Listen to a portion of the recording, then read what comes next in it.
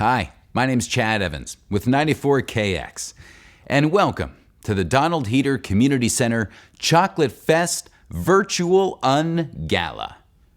Here we are, right? Typically, we would be all together in one room celebrating the Donald Heater Community Center and enjoying an auction and eating great food and enjoying some wonderful chocolate and some wine and, of course, some dancing. But COVID. So here we are, the next best thing. We're going virtual with this one, and we have a wonderful night planned ahead. We are going to do some wine tasting with our friends at Union Cellars, and we're going to learn how to cook from the one and only Kitchen Witch. And don't forget, click on that link to support the Donald Heater Community Center. It's our raising of the paddle virtually, if you will. Our goal tonight is to raise $35,000 for the Donald Heater Community Center. So without further ado, before we get to all that, let me talk a little bit about the Donald Heater Community Center. The DHCC brings the community together with innovative programming and welcoming multi-purpose facilities. The Donald Heater Community Center began way back in 1993 as a locally controlled nonprofit for people of all ages to come together and build community. From its beginning, the Donald Heater Community Center provided space for local groups to meet and offer classes. The vision of the center has been to invite people to bring their concerns and ideas, to assess the needs of the community and facilitate community members to work together to respond to those needs. And over the years, programs have been incubated at the center that at times have gone on to be independent community projects within other institutions. Today, a large focus for the DHCC is children and youth ages 5 to 13 years old. Through highly respected and well-run before and after school and summer day camp programs, the center works to promote healthy self-esteem, peer relationships, adventure, exploration, leadership, and decision-making skills, environmental awareness, and social comfort. The unique contribution of the Donald Heater Community Center, and one of the reasons it was founded and is highly regarded, is that people can come to the DHCC with their ideas for improving and strengthening our community. They work with community members to turn these ideas into reality. It truly is a light in the center of the town. The Donald Heater Community Center does not currently receive state or federal monies, so therefore we rely on businesses and individuals like you to sustain their excellence. The annual operating budget is around $250,000. Money is raised from equal amounts of grants, participant fees, and fundraising events. Only 8% of their budget is used for administrative costs. The rest goes to programming. Each February, the Chocolate Festival hosts over 450 guests through various chocolate-themed events, including Chocolate Tour through downtown Lewisburg and, of course, the Chocolate Gala, which is the single most largest event that the Donald Heater Community Center does to raise money. While their events looked a little different this year due to the pandemic, the Donald Heater Community Center remained committed to raising much-needed funding for their important programs. The goal this year is to raise $35,000. Just a quick note about the summer camps, because I think it's really important that the Donald Heater Community Center, they provide a summer full of action and adventure for more than 50 kids in our community. A typical week includes a trip to the pool, a field trip, arts and crafts, academic enrichment activities, physical activity by Spark certified instructors, and time at local area parks. The Donald Heater Community Center is always there.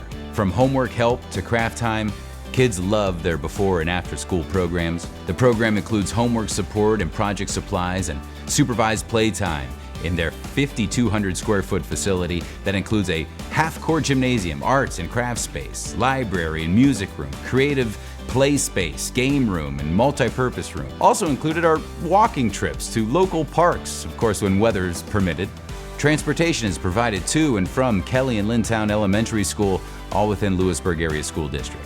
Way back on March 13th of 2020, when Pennsylvania made the decision to close schools and many businesses due to the COVID-19 global pandemic, the Donald Heater Community Center immediately jumped into action, joining the Greater Susquehanna Valley United Way, area chambers of commerce, and other sources to ensure every person in need was able to get the help they needed. While their doors were closed throughout the pandemic, they answered over 4,000 phone calls, distributed over $5,000 in funds or supplies, and made 6,200 online referrals.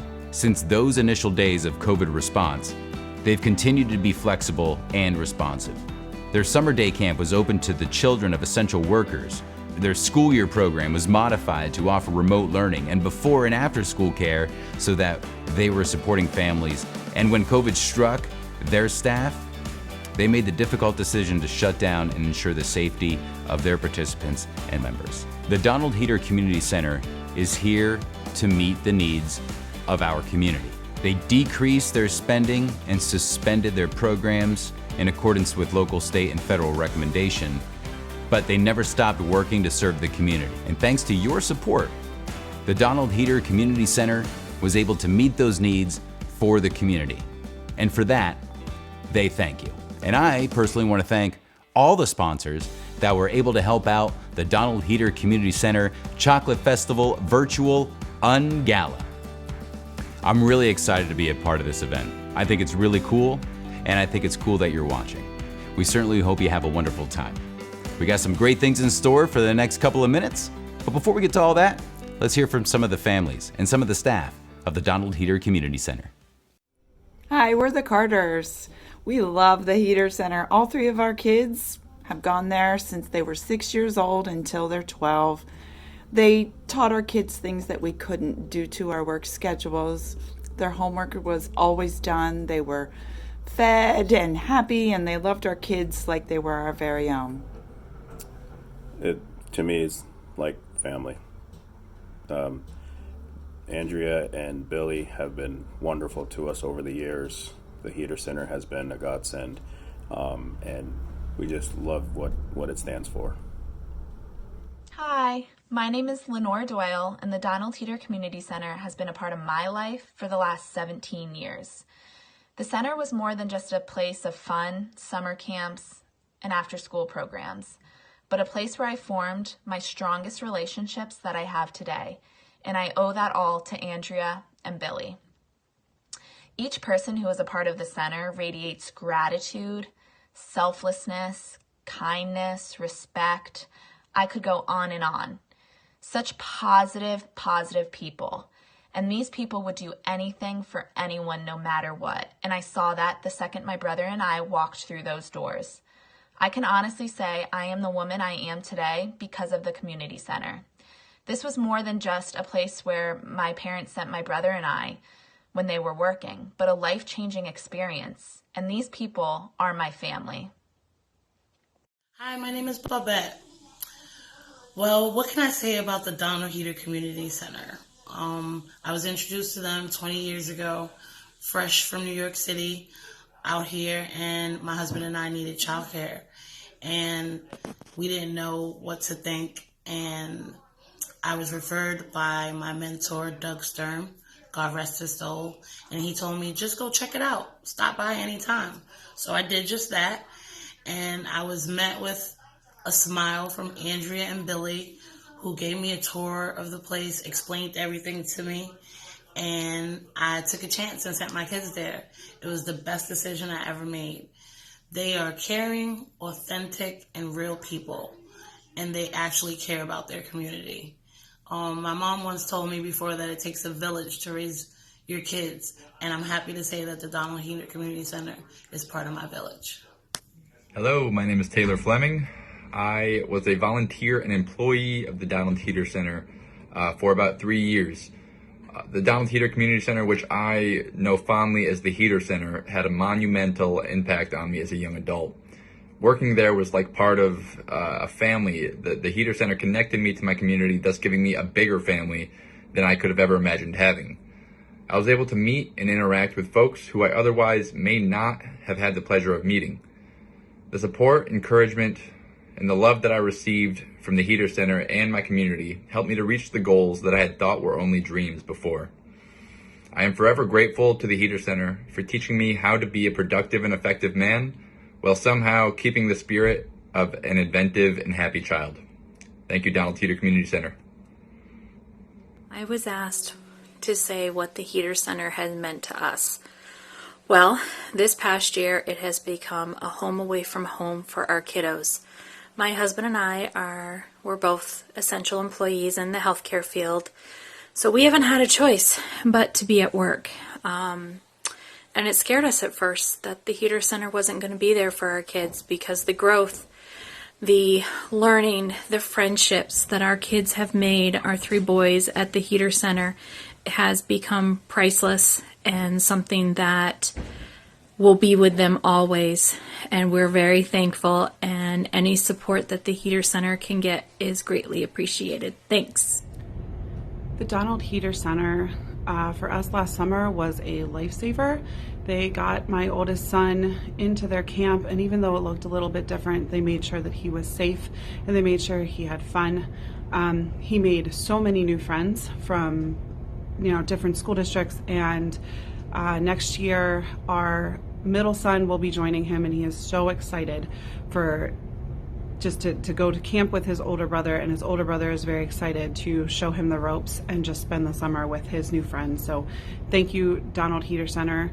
I am more than comfortable giving you my children for the summer, and I know that you will keep them safe, and thank you so much for what you do for the community. I'm Eli. When I think of the Heater Center, I think of good times and laughter.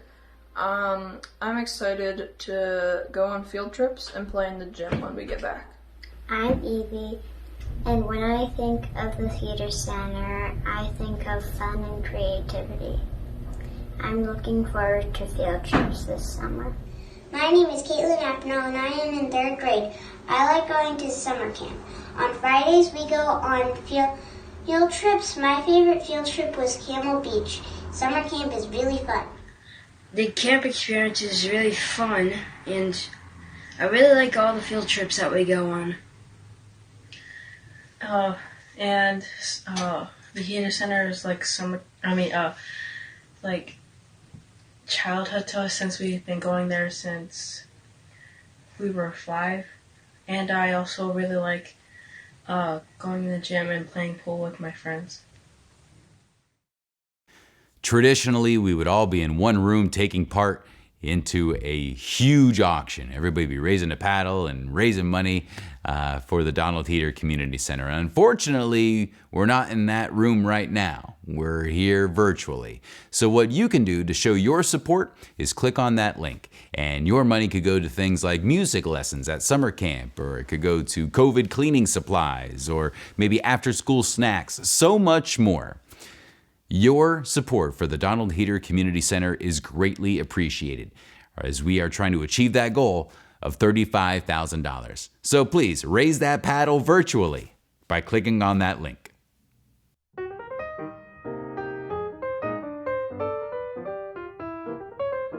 Hola! I'm Amber Guerrero, and this is my beautiful husband, Oscar, and we are so happy that you've joined us this evening for Chocolate Festival.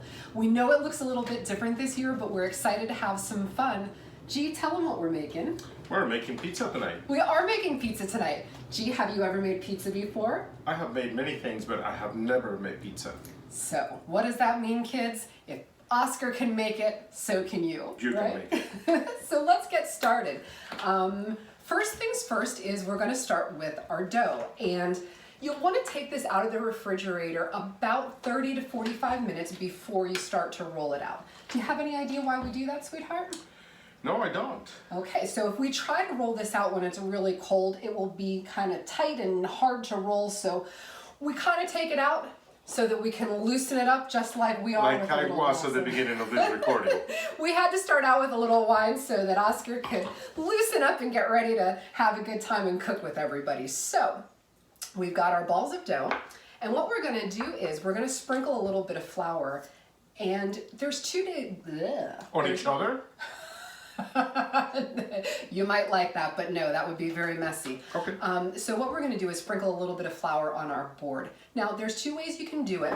You can roll it out with a rolling pin. Also handy if you have a husband that occasionally gets out of line. Not that we'd know anything about that. You can also just do it by hand. So what we'll do is we'll have Oscar roll his out, and then I'll just show you how to stretch it by hand so that if you don't have a rolling pin, you can do it that way. Another great tip is A bottle of wine. So a full unopened bottle of wine makes a fantastic rolling pin. I used one for years. So let's get started, sweetie. So here's the flour, and what you'll want to do is just sprinkle it out on your board. Not too much. We just want to get a light coating so that when we roll out our dough, it doesn't stick. Yeah, that looks fantastic. Maybe just a little bit more. Yeah, fantastic. Now put your dough ball down on the flour. Don't let it, don't put it too far away because you're going to use a little bit more. Put the dough ball onto the board. Oop, and stick into the plate a little bit. Okay, onto the board. Now sprinkle a little bit more flour on top. Okay, so you're going to roll it out, and when you do, you'll want to start in the center and go from the center out and from the center back and roll from the center. And you'll want to lift up a little bit when you get to the edges. If you don't, you tend to plow your edges down too thin. So go ahead and start giving that a roll. From the center, put your rolling pin down in the center of the ball of dough. Put a little pressure on and give it a push out. And roll. Okay, lift it up. And then put it down in the center again and roll it towards yourself. And then what you want to do is you want to make sure that you can lift that piece of dough, that it's not sticking. So just give it a little bit of a turn. Give it a turn and roll it again. Okay. So middle and up. Left, middle, and down. Yes. Okay. I feel like I'm in an exercise class. Yeah. So then what we want to do is we want to pick up the pace a little bit. Roll, roll. Roll, lift, roll, pick it up.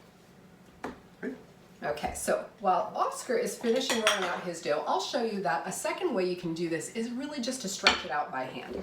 So, are you okay, sweetheart? I'm good, I'm good. So when I stretch it out by hand, I'm going to hold that up and I'm just going to start to use my hands around the edges and just start to flatten it out. So you can see I went from a ball of dough and now I've kind of got like a tiny frisbee. And I'm just going to keep stretching that out like this. You keep rolling. Now, I was going to say I'm going to beat him, but it's an unfair competition. I've made a couple of pizzas in my day. So I'm just going to gradually stretch mine out. And I don't know if you can see this. I'm going to hold this up. You can see, if you start to stretch, no, you're not going to be able to see that. If you stretch it too much or too aggressively, you'll start to get some thin spots. So you want to kind of just be a little bit gentle with it. And you're mostly just letting the weight of the dough pull itself down. How's yours coming along, baby? It's coming along quite well, I would say. So one thing that happens when you're rolling it out, so one of the things that makes bread is the development of a protein called gluten. And so that is what turns into fibrous bands when we knead dough. And it's also what gives it its structure, but it's also what can make it want to spring back. So sometimes you're rolling out your dough and every time you roll, it's kind of pulling itself back again. So if you get to a certain point when you're rolling that you're having a little bit of trouble, it's a good time to move over to the stretching method and finish up your dough that way. How's it going, sweetie? Is it still rolling for you? I think so. Yeah, so we want to get it fairly thin. Can I put it on the other side? Can I flip it? You can flip it if you want to, sure. Now, one thing that you may be wondering, when we eat pizza, we're used to having sort of that band of crust around the edge.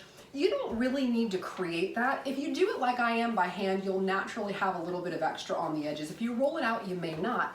But what happens is when we place the toppings on this, they're going to weigh down the center, and when we bake it, those edges are going to be able to puff up around it, so you don't really need to worry about that.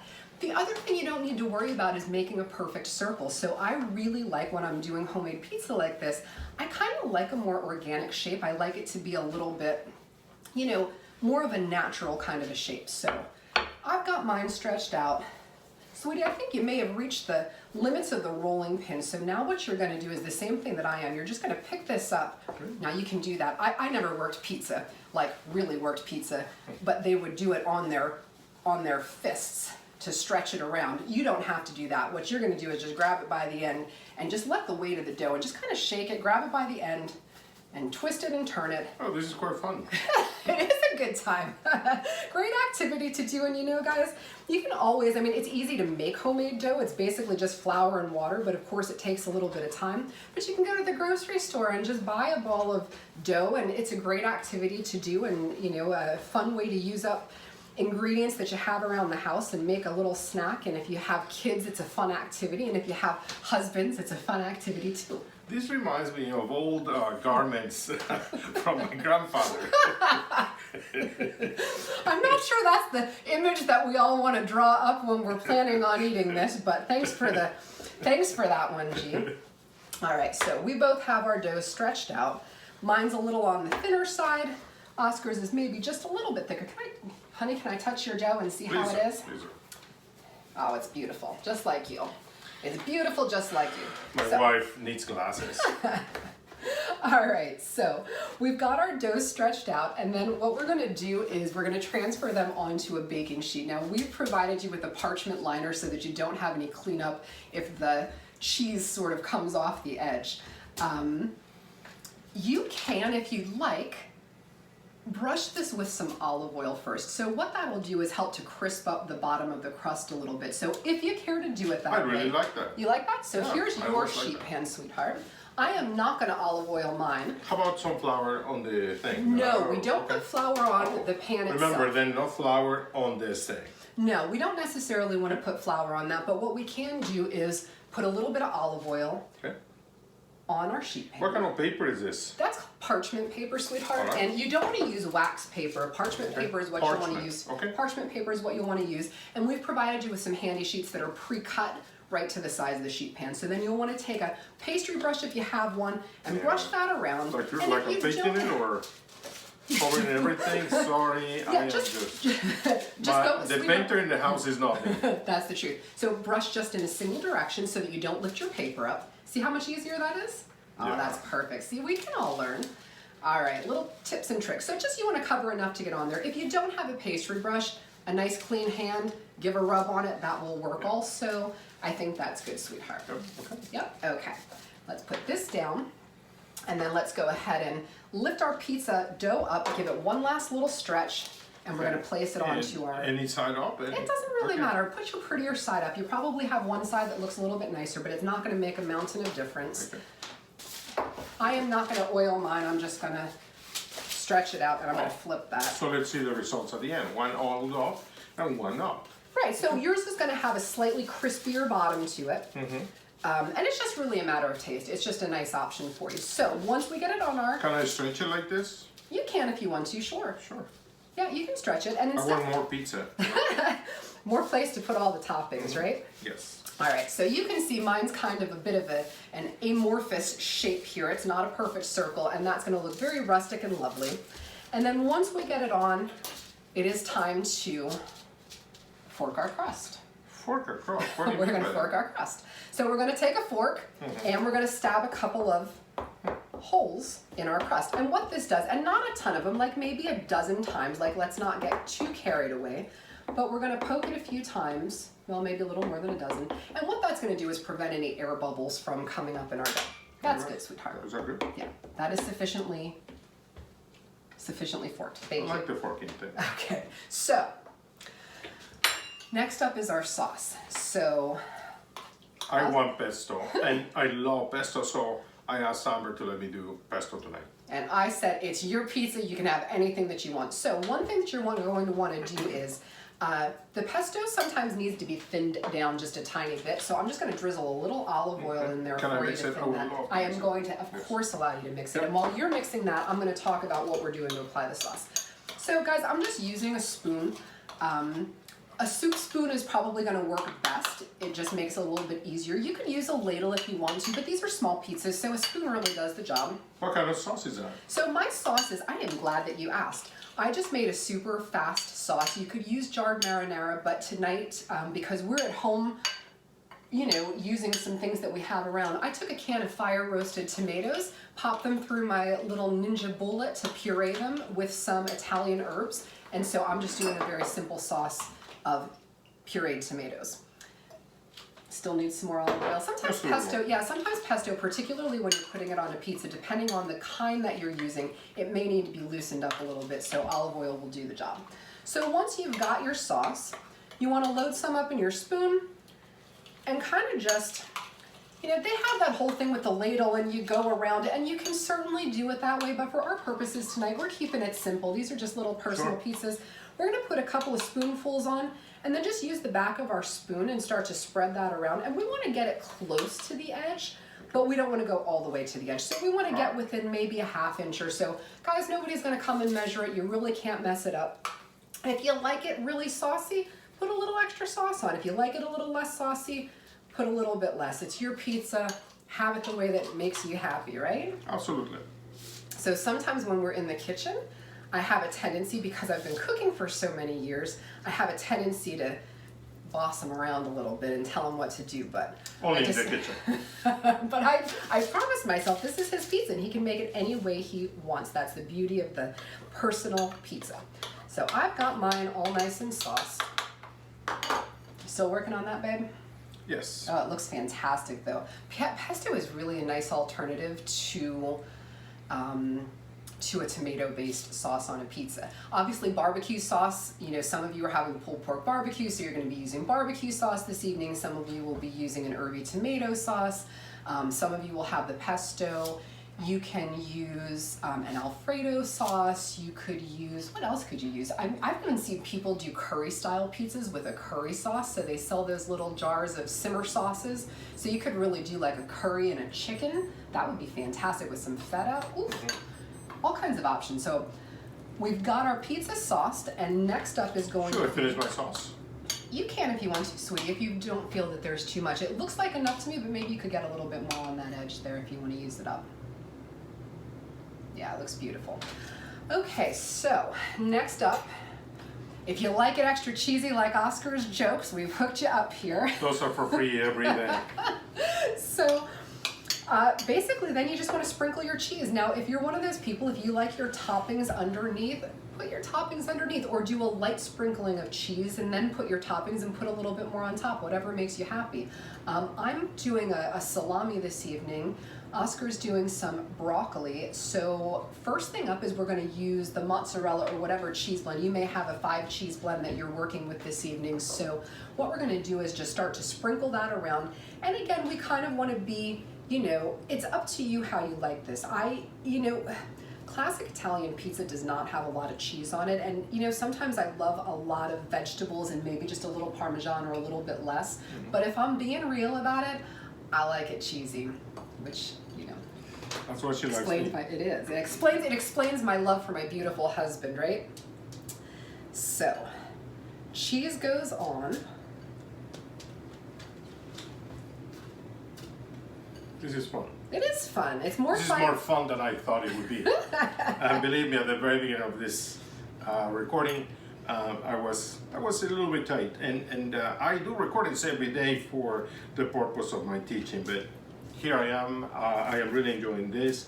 And again, truly, if I can do pizza, really anyone can do pizza. Well, and we're so glad that you're all here. It's been a crazy year for everybody, but we're so thrilled that you've decided to join us in this way, and we hope that you're having a blast at home with whoever you're spending this evening with and really enjoying the time together in the kitchen. So I've also I had my mozzarella. I also have some nice grated Pecorino Romano cheese that I'm going to put on. You have some as well. What can I use with it? Your clean hands, sweetheart. Okay. If you would rather use a spoon, I could get you one. No, I'm Would you fine. rather a spoon? No. Yeah, just use your clean hands. Sure. You know, they always say, Ina Garten always says it, chef's best tool are a clean pair of hands. And I do agree that in many cases, and this is my pizza, I know where my hands have been, so if you want to use a spoon, by all means. Okay. All right, so sprinkle it on. And this is a nice place when you're putting the Parmesan on, or the Romano, or whatever it happens to be for your pizza. This is a great way to sort of fill in any little blank spots that you might have missed along the way. So interesting. Nice. I never knew this trick. Okay, and I'm not going to need quite all of mine. And then I'm going to start to layer on my toppings. And again, guys, however much or little as you like with this. One thing I will say, if you're doing the pork barbecue, you'll want to put that or the chicken underneath the cheese, and we'll have that in the instructions for you, but just a little reminder that you'll be better off to put that on first. Layer on your toppings. So yours is the broccoli back there. Can you reach it, sweet? Sure. Yeah. So just go ahead and start to sprinkle that across the top. And my broccoli is actually pretty small, but if you like chunky broccoli. You can actually, you can use it any way that you like. I just like it chopped up a little bit because, that's how I make it. And so on with our toppings we go. And then the last thing that I have in your basket for you as it relates to your pizza, I shouldn't say the last thing, but I have a little bit of a salt blend. Now it has rosemary and it's a pink Himalayan salt. So you can put a little sprinkle of this on before you bake it, or you can use it to finish. I like a little bit of a sprinkle on now. I've also added a little red chili flake to ours just because we like a little heat and a little kick.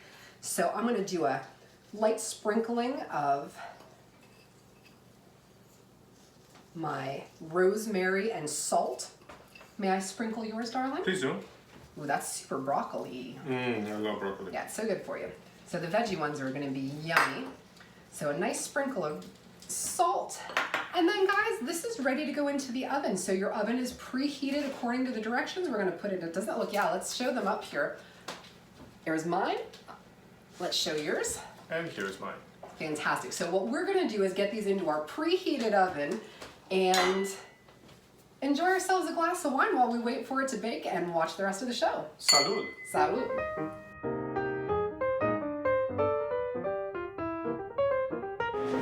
So, all right, welcome. I'm Chad with 94KX radio station, and we're here with Jillian with Union Cellars, right on Furnace Road. Yeah, just outside of Lewisburg. Yeah, this is great. Tell me a little bit about this winery. How did this happen? How are we here? What were your thoughts putting this together? Yeah, so Union Cellars kind of came about 10 years ago, just kind of as a dream that my husband and I had, sitting around drinking wine, thinking that it might be super fun someday to kind of have our own winery. And, you know, the more we talked about it over the years, the more it sounded like just a fun adventure.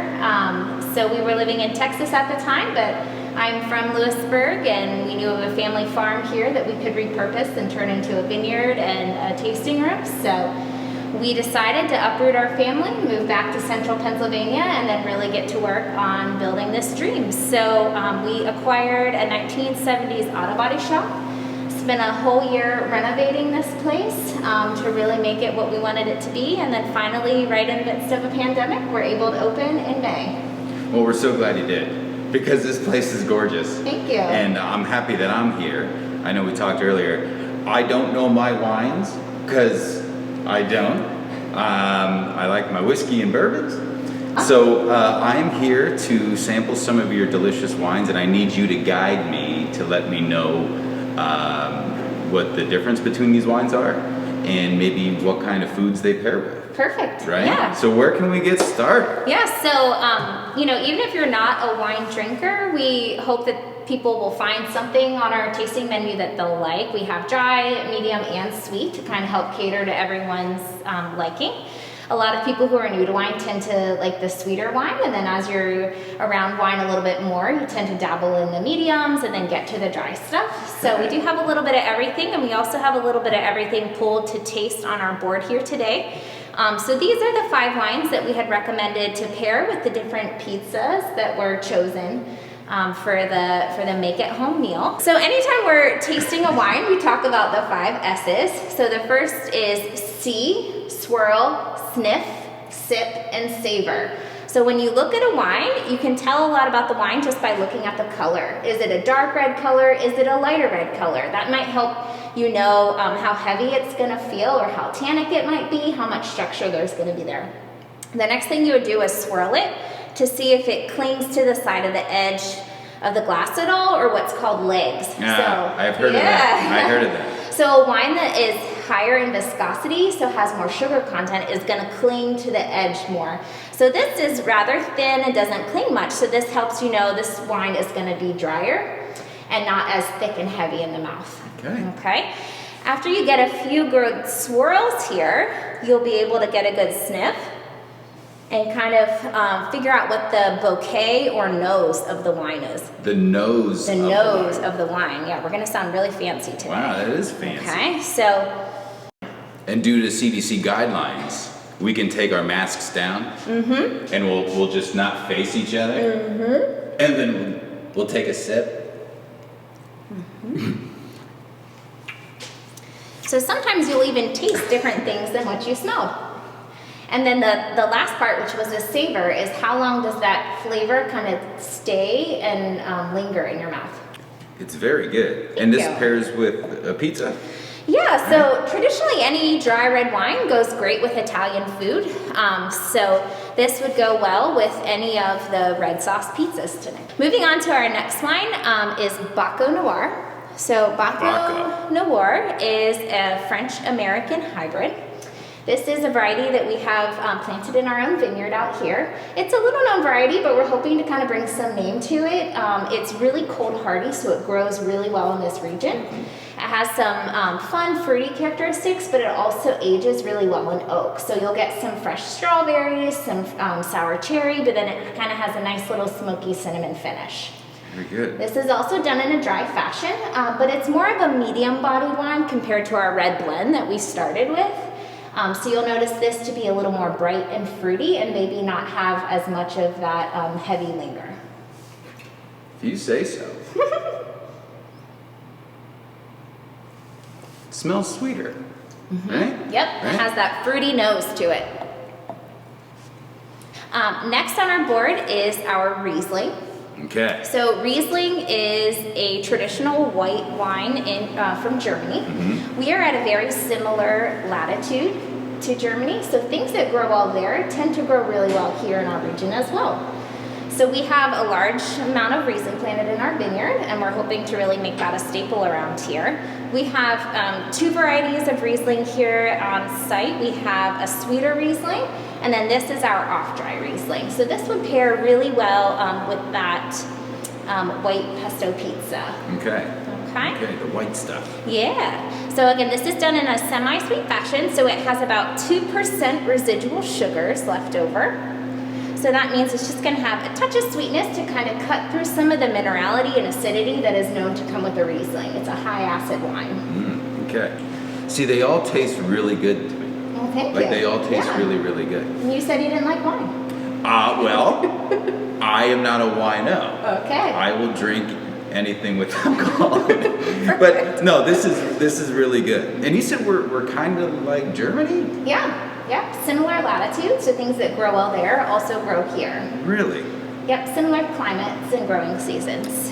Moving on in sweetness, our next one on the board is called Chambourcin. Chambourcin is another French-American hybrid, just like the Baco Noir was. Okay. So basically things that are French-American hybrid takes that old world wine from Europe, but then grafts it with something that is hardy and weather resistant from America here. Okay. So French-American hybrid. So it's something that has great character and flavor to it, but is hardy and grows well here. So our Chambourcin is done in a semi-sweet fashion, which means we halt fermentation with some residual sugars in place for people who might like their red wines with a little bit of sweetness to it. So Chambourcin is a super fun, versatile wine. We like to serve it a lot with burgers or pizza. We like to call this our Twizzler wine around here. It has a little notes of fig and Twizzlers. Yes, it does. I can, absolutely. That's different. All right. Awesome. One more to go. Yeah, next on our list is our blueberry wine. Okay. So anything that has sugar in it can be fermented and made into wine. So just like a grape has lots of sugars, you can use any fruit out there. So we have a couple of fruit wines here at Union Cellars that are made from 100% of said fruit. So this is our blueberry wine made from 100% blueberries. Blueberry wine we have done in a sweet fashion. So again, when you swirl it this time, you'll see that it really kind of clings. Sticks. And sticks because it's a higher viscosity because of that sugar content throughout it. So super fun, fruity, and tastes just like biting into a slice of blueberry pie. So the higher the sugar content, the more it sticks to the glass and creates the higher those the legs. viscosity. Yep, exactly. Yeah. So this one we have picked to pair tonight with your desserts or anything chocolatey. The sweet blueberry wine is fantastic with chocolate. Right. Okay. We don't have any chocolate. Awesome. What you guys are doing through a pandemic, and I know you started in the pandemic. Yeah. You're doing a really great job. Thank you. So keep up the good work. If somebody wants to purchase some wine, find out some more information about your winery, where can they go? Yeah, we are on Facebook and Instagram, and then we also do shipping within the state of Pennsylvania. We can do online orders for curbside pickup, and we also do free delivery once a week on Wednesdays within a 20-mile radius. Well, congratulations. I know I'll be leaving here with probably 2 bottles. Awesome. If I'm at a winery and the wife finds out and I didn't bring any home, I'm in big You're trouble. in trouble. So we don't need any more of that. But thanks so much for your time. Yeah, you're welcome. We appreciate it. Thanks for being a part of this. You're welcome. Thanks for coming out to Union Cellars today.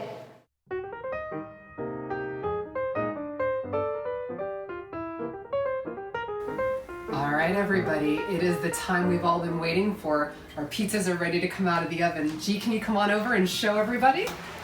Oh, look how fantastic these are. Can you see all that beautiful bubbling cheese on there? Looks awesome. And underneath we've got our delicious vegetable. All right, bon appetit, salud. Thank you so much for taking the time to watching this virtual event and showing your support to the Donald Heater Community Center. Let's hope next year we could do it all in person, but in the meantime, on behalf of myself and my family and the Donald Heater Community Center, we want to say thank you for your support as we try to achieve that goal of $35,000. Be happy, be safe, be kind. My name's Chad Evans with 94KX, and we'll see you next time.